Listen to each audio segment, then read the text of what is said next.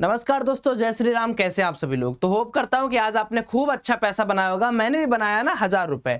कैसे बनाया, क्या बनाया, उसके बारे में हम डिटेल्ड में डिस्कशन करेंगे। लेकिन दोस्तों यहाँ पर ना कई बुरी खबरें आई हैं और कई अच्छी खबरें आई हैं जिसको आपको जानना बहुत इंपॉर्टेंट है। देखो, सबसे पहले भैया एक सिंपल सी बात है कि जो जेपी मॉर्गन भाई साहब हैं उन्होंने कहा है कि अमेरिका में जो रिसेशन की प्रोबेबिलिटी है वो 35% से बढ़ गई। पहले इन्होंने बोला था 25%, अब इन्होंने बोल दिया 35%। अब मुझे ये बात नहीं समझ में आती यार कि जब भी कभी कुछ कांड हो जाता है, जैसे अभी क्या है कि अभी तक लोगों को एकदम अच्छी अच्छी सारी इकोनॉमी एकदम अच्छी दिख रही थी। एक महीने का डेटा आया, एक मंथ का डेटा आता है और उस मंथ के डेटा में ये निकल कर आता है कि अनएम्प्लॉयमेंट रेट जो है बहुत ज्यादा बढ़ के आ गया है। एक महीने में जेपी मॉर्गन, और मैं आपको बता दूं ये वही जेपी मॉर्गन है भाई साहब जिन्होंने बहुत सारे प्रेडिक्शन इंडियन मार्केट में भी किए कि ये हो जाएगा, वो हो जाएगा, क्रैश आ जाएगा, ये स्टॉक टूट जाएगा, ये स्टॉक गिर जाएगा।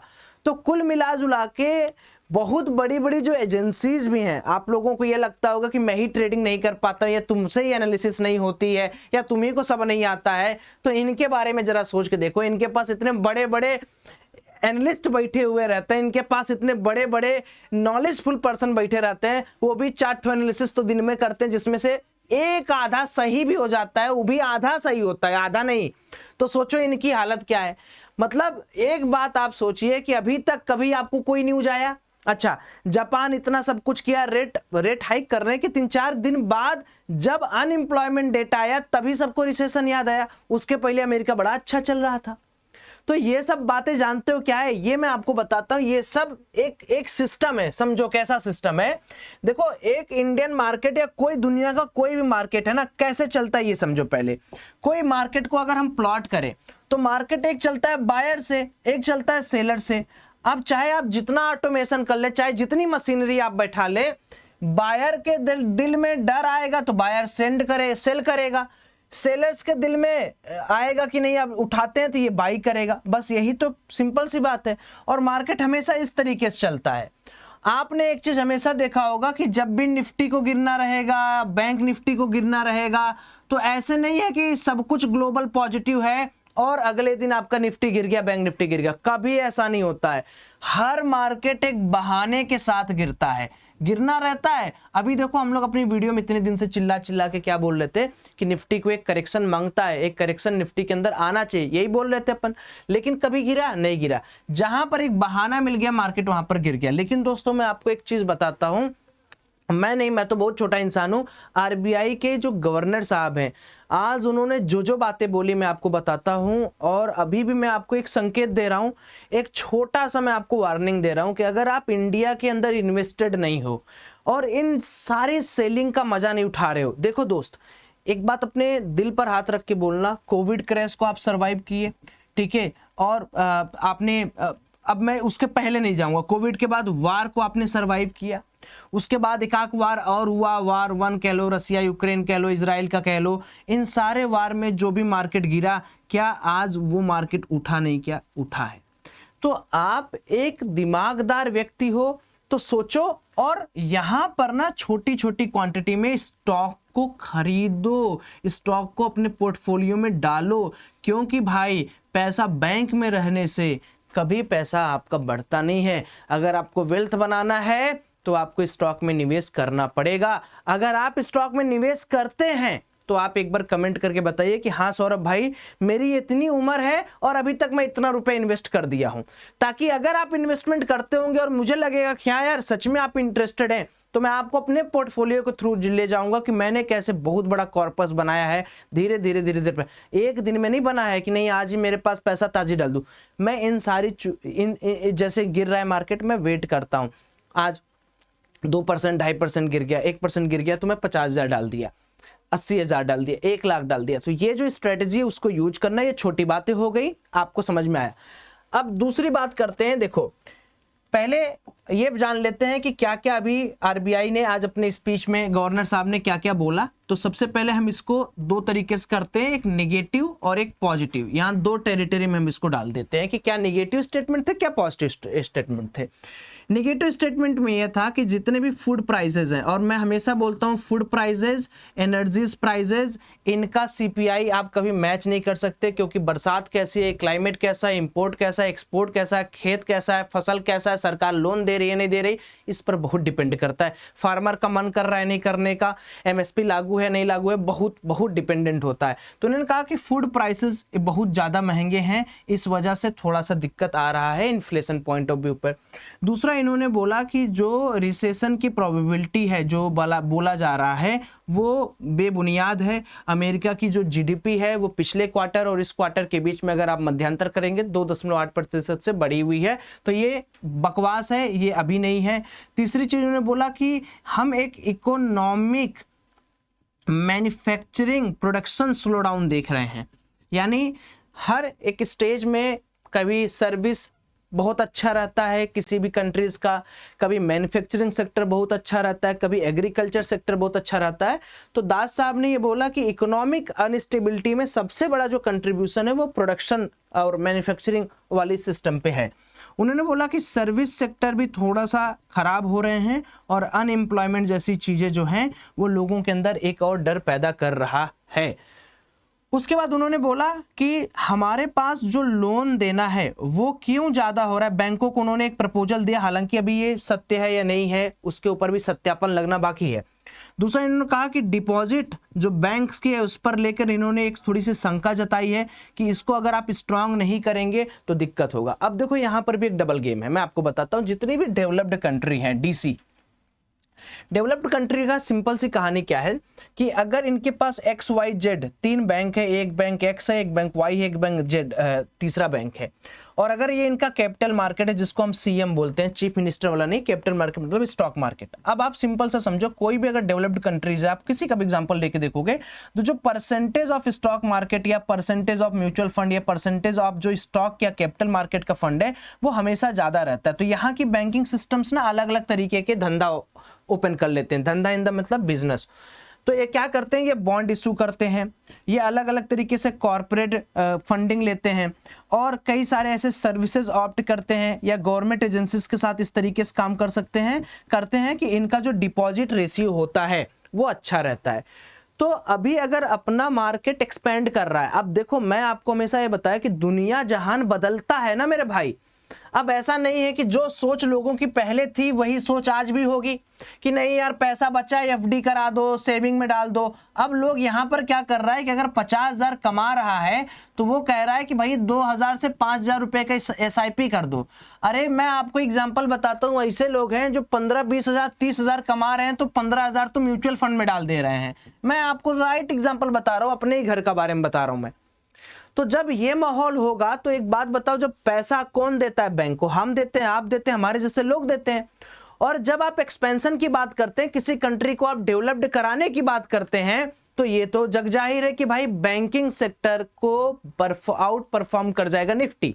ये बात तो तय है, इस बात में कोई संदेह नहीं है। अच्छा, बैंक कैसे टिक सकते हैं? बैंक टिक सकते हैं कॉर्पोरेट फंडिंग से। बॉन्ड इशू करो, आप अलग अलग स्कीम्स लाओ, आप अलग अलग ऐसे सिस्टम बिठाओ गवर्नमेंट के साथ कि आपके डिपॉजिट रेशियो पे वो फर्क ना पड़े। लेकिन ये इशू कोई जगजाहिर इशू है, ये बहुत बड़ा इशू नहीं है कि भैया आपका डिपॉजिट रेशियो कम हो रहा है। और दूसरी चीज, डिपॉजिट कम होने से दिक्कत क्या है कि अगर जैसे पहले क्या तो बहुत पैसे में अगर एक आध दो NPA हो गए, नॉन परफॉर्मिंग एसेट हो गया तो चल जाता था, अब ऐसा चलने वाला नहीं है। अब इसीलिए लोन देना भी इन लोगों के लिए बड़ा क्रिटिकल हो गया। अच्छा, ये निगेटिव बातें हैं जो आपको समझना चाहिए, इसका इफेक्ट आपको बैंकिंग सेक्टर के अंदर आने वाले समय में दिखेगा, तय है, उसमें कोई दिक्कत नहीं है। और मैं कह रहा हूं डिपॉजिट रेशियो भी तो बहुत बैंक के पास है, आने वाला समय और भी विकराल होने वाला है।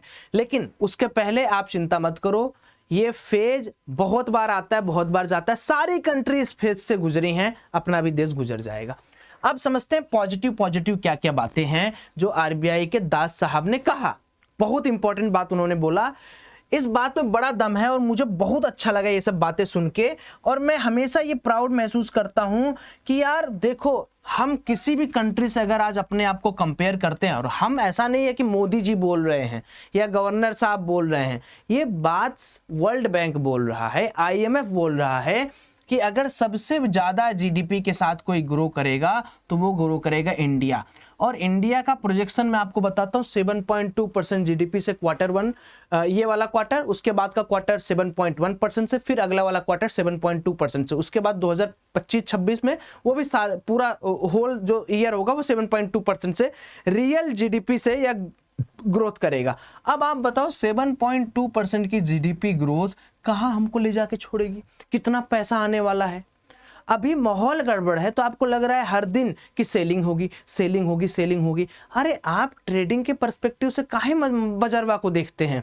आज 2% निफ्टी गिर गया, हो सकता है कल भी 2% गिर जाए, परसों भी गिर जाए। आप अपना रिस्क देखो कि कहाँ आपको लेना है, क्योंकि टॉप और बॉटम तो यू कांट प्रेडिक्ट, भगवान तो हो नहीं, और कोई भी इंसान है जेपी मॉर्गन जैसे लोग ना प्रेडिक्ट कर पाए, तो आप क्यों ना, हाँ हम कौन है। तो इसका मतलब यह है कि जो अपॉर्चुनिटी मिल रही है, दिवाली आता है सेल का वेट करते हो मोबाइल खरीदने के लिए, लैपटॉप खरीदने, काहे नहीं सेल का वेट कर रहे हो स्टॉक खरीदने के लिए, खरीदो। मैं आपको फोर्स कर रहा हूँ, yes I am not SEBI registered, मैं कोई स्टॉक का नाम नहीं बता सकता, but I am forcing you to invest in stock market with your risk appetite. ऐसा नहीं है कि घर जुआर बेच के कर लिए, फाइनेंशियल एडवाइजर पकड़ो, कोई सेबी IARA पकड़ो, उसके साथ डिस्कस करो, अपना एक पोर्टफोलियो बनाओ और देखो आने वाला 5-10 साल जब तक आप काम करोगे ना, इधर नौकरी करोगे उधर काम करोगे, बच्चे होंगे, शादी होगा, तब तक आप बहुत बड़े अमीर आदमी हो जाओगे। ठीक है, ये सब बातें हो गई। उसके बाद उन्होंने क्या कहा कि उन्होंने ये भी बात बोली कि भाई अमेरिका का जो कंसर्न आप लोग बोल रहे हो यूनाइटेड स्टेट का, वो उतना बड़ा कंसर्न नहीं, क्योंकि हम 1 महीने का डेटा देख रहे हैं। अगर आप जीडीपी डेटा देखेंगे तो अमेरिका जीडीपी डेटा काफी अच्छा आया है। उसके बाद उन्होंने कई सारी बातें बोली कि जो अर्बन है, अपना ग्रोथ, अर्बन ग्रोथ अच्छा है, अपना प्रोडक्शन, अपना सर्विस इंडेक्स काफी अच्छा चल रहा है, अपना इन्फ्लेशन कूल हो रहा है। मतलब ओवरऑल जो इंडिया की इकोनॉमी है वो बहुत अच्छी है, बहुत अच्छी है। बस है क्या दिक्कत, ये सारे पॉइंट। और इसमें एक पॉइंट और जोड़ लीजिए कि जो ये मिडिल ईस्ट का टेंशन है, जो कॉन्फ्लिक्ट है, जो वार है, जो गोल्ड की प्राइसेस इतनी ज़्यादा बढ़ गई है, और साथ ही साथ में जो क्रूड ट्रेड के ऊपर डिस्कशन हो रहा है, जो रसिया के ऊपर सेक्शंस लगे हैं, ये सारी चीजें मिलजुला कर क्या कर रही हैं, कुछ कुछ इकोनॉमिक बैलेंस को बिगाड़ रही हैं। आप ये चीज समझो, ये दौर भी बीतेगा ना। अभी अपना मार्केट ऐसे ऐसे है, अभी तूफान चल रहा है, कभी ऊपर कभी नीचे, नाव है और ये पानी है। अपना मार्केट ऐसे चल रहा है, दुनिया का मार्केट ऐसे चल रहा है, कभी ऊपर कभी नीचे, कभी ऊपर कभी नीचे, कभी बहुत नीचे कभी बहुत ऊपर। लेकिन एक बार तो ये थमेगा, और थमने के बाद आप अपने आप से पूछो कि आप क्या कमाए हो। तो भाई आज की वीडियो रेदर देन आप इस तरीके से देखो कि मैं इन्वेस्टिंग के बारे में आपको सजेस्ट करूं, ट्रेडिंग के बारे में सजेस्ट करूं, आज मैं आपको थोड़ा खुलकर बातें बता रहा हूं। ठीक, ये सब बातें हो गई। अब आ जाते हैं ट्रेडिंग के ऊपर, जिसका आप लोग बहुत देर से वेट करो। मुझे पता है ये सब बातें आपको बहुत पकाऊ लगती हैं, बट मैं यहाँ पर कुछ चीजें ऑब्जर्व किया हूँ, आपको दिखाता हूँ। देखो ये ना बड़ा बढ़िया पैटर्न बना रहा है, ऐसा लग रहा है जैसे भाई बहन का पैटर्न बन रहा है। रक्षाबंधन भी आने वाला है, तो ये पहला दिन है, ये दूसरा दिन है, ये तीसरा दिन है, ये चौथा दिन है और ये 5वां दिन है। प्रीवियस 5 दिन मार्केट ने क्या किया, ऊपर जाता था, धड़ाम से नीचे गिरता था, ऊपर जाता था, नीचे गिरता था, ऊपर जाता था, नीचे गिरता था, ऊपर जाता था, नीचे गिरता था। तो यहाँ पर क्या है, यहाँ पर है कि जैसे ही बाउंस आ रहा है सेल किया जा रहा है। ये स्ट्रेटेजी यहाँ अपनाई जा रही थी, सेम उसी का कॉपी पेस्ट, कार्बन कॉपी यहाँ कर दिया गया। ऊपर खुल रहा है, नीचे जा रहा है, ऊपर खुल रहा है, नीचे जा रहा है, ऊपर खुल रहा है, नीचे जा रहा है, ऊपर जा रहा है, नीचे आ जा रहा है। तो एक दिन ये बीत गया है अपना, है ना, ये 2 दिन बीत गया है, 5, एक दिन ये बीता, एक दिन ये बीता, एक दिन ये बीता। कितना दिन हो गया मार्केट का, 5 से मार्केट स्टार्ट है। और चलो मान लेते हैं एक ये दिन हो गया, 2 दिन, 3 दिन, और ये आज चौथा दिन था, है ना। अब आपको मैं एक चीज बता रहा हूं, देखो इतने के बाद इतना बड़ा गैप डाउन ओपन हुआ है, this is the first case. क्या आपको लगता है, ये कमेंट में आप बताएंगे कि कल का दिन मार्केट क्या करेगा। अब आप थोड़ा बहुत समझ रहे होंगे। और क्या लगता है दोस्तों कि 5वें दिन यानी कल के बाद जो अगला मंडे होगा, क्या मार्केट का साइकिल फिर चेंज होने वाला है या नहीं, ये आपके लिए एक सवाल है। हो सकता है कि जैसे देखो यहाँ पर मार्केट 1 बार 2 बार 3 बार 4 बार करने के बाद गिर गया, हो सकता है कि अगले दिन मार्केट मंडे को यहां से ओपन हो, या हो सकता है कि अगले दिन मार्केट यहां से ओपन हो, फिर वो साइकिल बनाए। क्या लगता है आपको, फर्स्ट और सेकंड, ये कमेंट आपका करना है। मैं सिंपली आपको कुछ लेवल्स देने वाला हूं, उन लेवल्स को ध्यान से देखिएगा। उनके लिए हम लोग 15 मिनट का चार्ट पे थोड़ा सा जूम आउट करके चलेंगे। तो ये है मार्केट की एनालिसिस। है ना। जो मैं सवाल पूछा हूँ जरूर बताइएगा। देखिए ध्यान से अगर हम लोग समझें तो मार्केट में आज क्या हुआ कि मार्केट थोड़ी देर कंसोलिडेट किया, ऊपर नीचे एक ब्रेकआउट दिया, ब्रेकआउट के बाद मार्केट ने एग्जैक्टली इसका जो रेजिस्टेंस एरिया है उस रेजिस्टेंस एरिया के पास आके मार्केट यहाँ पर वापस निकला। ठीक है, इसको हम रेजिस्टेंस एरिया बोलते हैं। अब मार्केट के अंदर क्या है कि ये जो सप्लाई जोन है, यहां से बार बार मार्केट को जो सप्लाई किया जा रहा है, अब जब तक ये सप्लाई जोन मार्केट का टूटेगा नहीं, आपको भी पता है कि यहाँ से फिर से सेलर्स जो हैं वो हावी हो जाएंगे, बार बार सेलर्स इसको दबाने की कोशिश करेंगे। तो हमारे पास क्या है, हमारे पास ये है कि एक बार इस दरवाजे को टच किया गया है, 2 बार दरवाजे टच किया गया और आज तीसरा बार भी दरवाजा टच किया गया। अगर कल मार्केट इसको टच करता है तो there is high probability that market will give breakout for this दीवार और दिस दरवाजा। यानी अगर कल के दिन मुझे बैंक निफ्टी 50,450 के ऊपर निकलते हुए दिखता है, then I will plan for 50,600 and 50,800, no any doubt, with no any doubt.